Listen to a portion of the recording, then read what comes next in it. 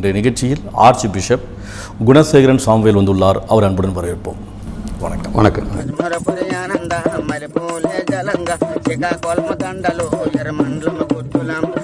Getup father getup, கழுத்தில் சிலுவை, ஆனால் பண்ணுறதெல்லாம் இந்துத்துவாக்கு ஆதரவாக, பாஜகவிற்கு ஆதரவாக. நீங்க ஃபாதர்னா எங்க மதர் யாரு அவங்கள இப்ப காட்டுங்க. லூசு பையிலையும் உச்சா பையிலையும் கூட வச்சது எவ்வளவு பெரிய தப்புன்னு எனக்கு இப்பதான்டா தெரியும். அது இந்துத்துவாக இருக்கட்டும், அது பாரதிய ஜனதா கட்சியாக இருக்கட்டும், எல்லாமே மக்களை சார்ந்து தான் இருக்கு.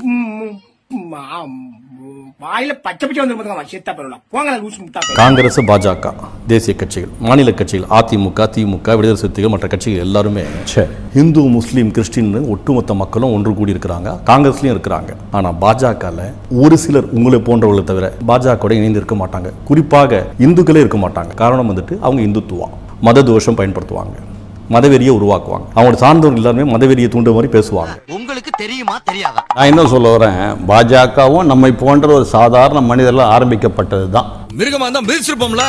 அவர்களையும் மனிதர்களாக தான் நான் பார்க்கறேனே தவிர ஒரு கட்சி சார்பாக ஒரு மத வெறியர்களா நான் பார்க்கல.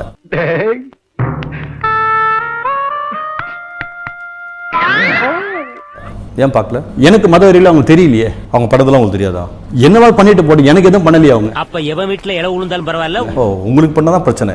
இந்த நாட்டுல கிறிஸ்தவர்கள் எத்தனை பேர் செத்தாலும் பரவாயில்ல, இல்ல பைபிளை கிழிச்சாலும் எல்லா கிறிஸ்தவர்களும் எதிராக செயல்பட்டாலும் பரவாயில்ல. நீங்க பைபிள் கிழிச்சாங்க நீங்க சொல்றீங்க இல்லையா, இதெல்லாம் காங்கிரஸ் பீரியட்ல நடந்ததுங்க. நடத்துறவங்க யாரு? இந்துத்துவவாதிங்க. அவன் தெரியாம செய்யறான். உங்களை போய் குற்றப்படுத்திட்டு நீ மோசம் மோசம் மோசம் மோசமா தான் நம்ம கண்களுக்கு தெரியும். அவன் செய்கையே மோசமா தான் தெரியும். இப்படி ஒரு நல்லவங்கிட்ட வந்து மாட்டிருக்கமே, உண்மையிலேயே அவங்க அம்மா மாறி. இப்போ பைபிளை கொளுத்துறாங்க. இன்னைக்கு கிறிஸ்துவ பாதிரியார்கள் ஊழியம் பண்ண முடியல. அவங்க யாரையும் வற்புறுத்தி பைபிள் தரல. தேவைப்படுறவங்க பைபிள் தராங்க. கிறிஸ்துவ தேவாலயங்கள்ட்ட உள்ள போயிட்டு அடிக்கிறாங்க, ரவுடிசம் பண்றாங்க. நீங்க பாஜக ஒண்ணுமே பண்ணல, அவங்க எல்லாம் அப்பாவின்றீங்களே. நீங்க உங்க இனத்துக்கு சில துரோகம் இல்லையா? பச்சையா சொல்ல முடியாது, ஒரு யூகமா சொல்லலாம். அப்படியே போட்டுருவேன். மூஞ்சு மொகரக்கட்டையும் பாரு, உடல உரிப்பிடுவேன். பிஜேபியா இருக்கட்டும், அது இந்துத்துவா இருக்கட்டும், அல்லது சிவசேனாவா இருக்கட்டும், யாரா இருந்துட்டு போறாங்க. நீ கீழ்படுத்திட்டு போயேன். எதனால பாஜகவை தூக்கி வச்சுன்னு கொண்டாடுறீங்கன்னு கேட்கறேன். அப்ப யோசி. பிரைம் மினிஸ்டர் ப்ராஜெக்ட் எங்களுக்கு கொடுத்தாங்க. என்ன ப்ராஜெக்ட் அது? வீடு கட்டி தர்ற திட்டம். நாங்க பணம் ஒரு குறை இல்லாம கரெக்டா வந்துச்சு எங்களுக்கு. நாங்க கரெக்டா கட்டி முடிச்சோமே, எந்த பிரச்சனையும் எங்களுக்கு வரலையே. அப்ப நல்ல அரசாங்கம் தானே அது. நீதான் அந்த நல்ல பையனா? ஆமா. எத்தனை வீடு? 120 வீடு. நீங்க கட்டி கொடுத்தீங்க. ஆமா. எவ்வளவு தராங்க ஒரு வீட்டுக்கு? 2.25 லட்சம் ரூபாய். 120 வீடு எங்க கட்டினீங்க? விருதுநகர் மாவட்டத்துல. எந்த இடம்? என் பிஷப்பை தான் கேட்கணும். தலை துண்டாய் உருண்டு போயிடும்.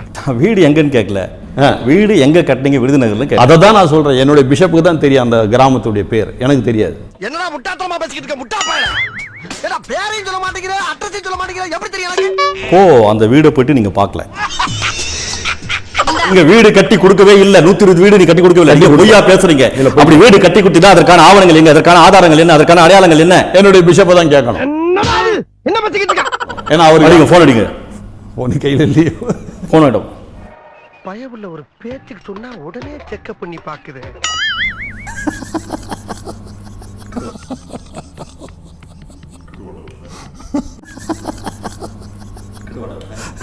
வருஷத்துக்கு ஒரு கிரிக்கெட்ட சிக்கிறான் சாமி. The number you are trying to call is currently not reachable. Please try again later.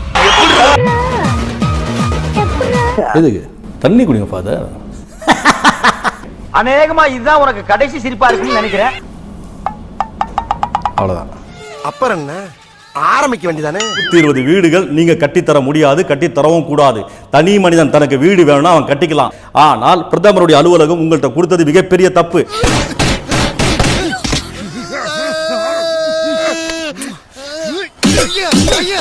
அதுக்கப்புறம் கலெக்டர் வந்துட்டு உங்கள்கிட்ட ஒப்படைச்ச தப்பு. அப்போ இந்த விஷயத்துல பிரதமருடைய அலுவலகத்தினுடைய முக்கியமான பிஜேபி நபர்கள் எந்த ஆதாயம் அடைஞ்சாங்க நமக்கு தெரியல. மாவட்ட ஆட்சியாளர், கலெக்டர் என்ன ஆதாயம் அடைஞ்சாங்க தெரியல. வீட்டு வரி அலுவலர்கள் என்ன ஆதாயம் அடைஞ்சாங்க தெரியல. ஏன்னா ஒட்டுமொத்தமா ஒரு ப்ராஜெக்ட் ஒருத்தர் தரக்கூடாது, தந்திருக்காங்க. சட்ட விதிமீறல். அப்பனே முருகா. வீட்டு வாரி அலுவலகத்தை போய் பேசுறேன் இப்போ. அவங்க என்ன சொல்றாங்க கேளுங்க ஃபாதர். சொல்லு. அந்த வீட்ல மாட்டின மாதிரி இங்கேயும் தனியா மாட்டிட்டா போட்டு கொஞ்சம்.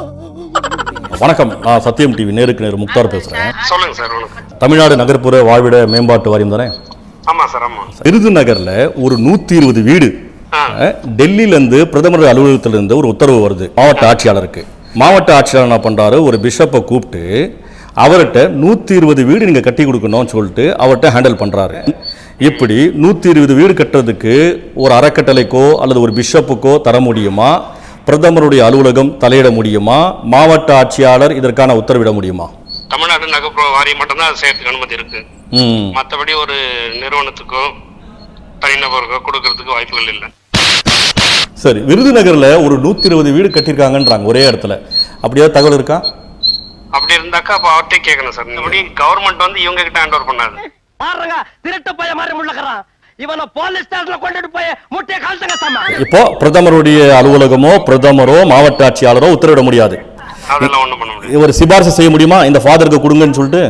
அதெல்லாம் கிடையாது. அவர் தான் சொல்லிட்டாரு கிளீனா. என்ன சொல்றாரு? கொடுக்கலான்னு. நீங்க வருஷம் புரிஞ்சுங்க. உங்களுக்கு பிரதமருடைய அலுவலகம் சிபாரிசு பண்ணாங்களே, அது போய் மாவட்ட ஆட்சியாளர் சிபாரிசு பண்ணார்ல, அது ரெண்டும் போய். இது ரெண்டும் போயினா நீங்க அதை முன்னிலைப்படுத்தி கொண்டு அந்த வீடு கட்டி கொடுத்தேன்னு சொன்னீங்களே, அதுவும் போய். இப்போ நீங்க வீடு கட்டி கொடுத்தீங்கன்னா அதற்கான டாக்குமெண்ட் ஆவணங்கள் ஏதாவது இருந்தா எனக்கு காமிங்க. கொடுக்கலன்னா இப்ப நீ ஓவர் ஆயிருவே. இல்ல ஆதாரம் இல்லை, நான் பண்ண வரேன். நான் இப்போ சொல்றேன். நான்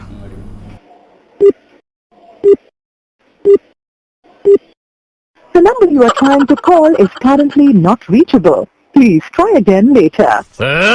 இரு ஏன் கொதிக்கிற? கொஞ்சம் இரு மச்சான், கொஞ்சம் இரு. 120 வீடு விருதுநகர்ல நீங்க கட்டணும்னு சொன்னது போய்.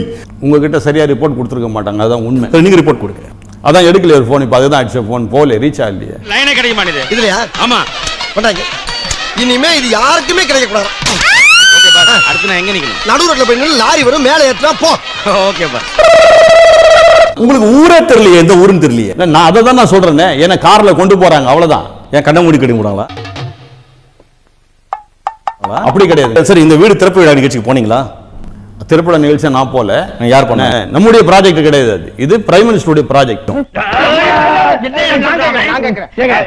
பயங்கரமான கல்லூரி மங்க புரியும்படியா கேப்லாம் பேசுங்க. இப்போ நீங்க 120 வீடு கட்டினீங்க, 2,10,000 வீடு கட்டி கொடுத்தீங்க. எத்தனை ரூம், எத்தனை பாத்ரூம், எத்தனை கிச்சன்? அதெல்லாம் எனக்கு தெரியாதுங்க. ஒண்ணுமே தெரியாதா? உண்மையா எனக்கு தெரியாது. கிணறுக்கான கதை மாதிரி இருக்குது. கரெக்டா கண்டுபிடிச்சீங்க. எதையா? பிரதமருடைய மோடி அலுவலகம் இந்த தமிழகத்துல உங்களை எப்படி தேடி கண்டுபிடிச்சாங்க உங்கள்ட்ட தான் ஒப்படைக்கணும்னு? மூஞ்சி சார், மூஞ்சி. சில மூஞ்சிகளை பார்த்தாதான் போட்டு விடணும் போல தோணும். போட்டு விடணுமா? ஹெல்ப் பண்ண தோணும்னு சொல்ல வந்தேன். அதுக்கு ஒரு காரியம் இருக்குது. எப்படி? அந்த காரியத்தை நாங்க உங்கள்கிட்ட சொல்லணும் அவசியம் இல்லை. இருந்தா தானே சொல்றேன். இருக்கு. என்னத்த அப்படி மர்மம்? இல்ல மர்மம் இருக்கு. என்ன ஃபோர்ஜரி? இதை நான் எதிர்பார்த்ததான். எனக்கு இது வேணும், இன்னமும் வேணும். இன்னமும் வேணுமா? 2,10,000 இன்றைய காலகட்டத்தில் ஒரு வீடு கட்ட முடியாது. முடிஞ்சது. மகனே செருப்ப காட்டி பிய பிய அடிச்சு போடுவேன். 2,10,000 ஒரு வீடு கட்ட முடியுமா? அதெல்லாம் கட்டுறதுக்கு கஷ்டம் சார். கவர்மெண்ட் கணக்கு என்னன்னு சொன்னா 1,30,000 ரூபாய் மானியம். அதிகபட்சமா 7 லட்சம் வரையும் தான் கொடுப்பாங்க மானியம். அப்படி பார்த்தா 7 3 21. அதுதான் கணக்கு.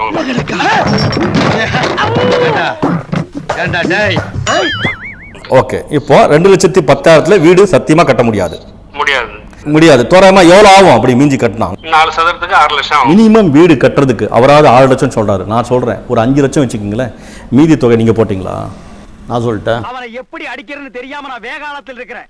சொல்ல வந்தது சொல்லிட்டு ஓடி போயிரு, இல்ல உன்னை கடிச்சு கொன்னுடுவேன். கூடுவாஞ்சேரியில் நான் ஒரு வீடு கட்டினேன். வெறும் 3 லட்சத்துக்கு கட்டினேன். நான் பாத்ரூமா?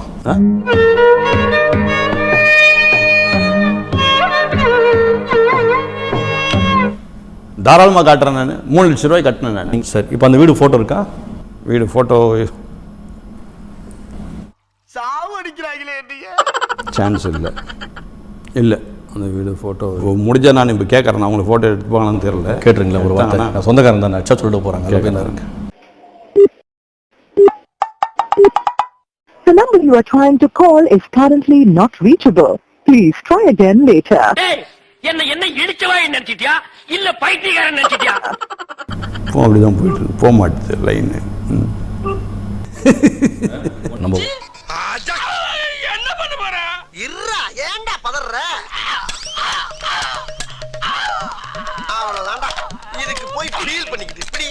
ஓபன் பண்ணியாச்சு போ. நிறைய வேலை கிடக்கு. நீங்க யோசிச்சு பாருங்க, நினைச்சு 10,000 வீடு கட்ட முடியுமா? என்ன ஃபாதர், நானும் வீடு கட்டி இருக்கிறேன், முடியாது. ஆஹா, இவன் மண்டை குழம்பி மெண்டலாகி வந்திருக்கானா இல்ல போர் அடிக்குதுன்னு டைம் பாசிங் பண்றானா? கவர்மெண்ட் எல்லாம் கேட்டுங்க, கடகால் போட்ட பிறகு 50,000 தரேன்றாங்க. 400 சதுரடிக்கு 400 சதுரடிக்கு எவ்வளவு ஆகும்? 50,000 முடியுமா?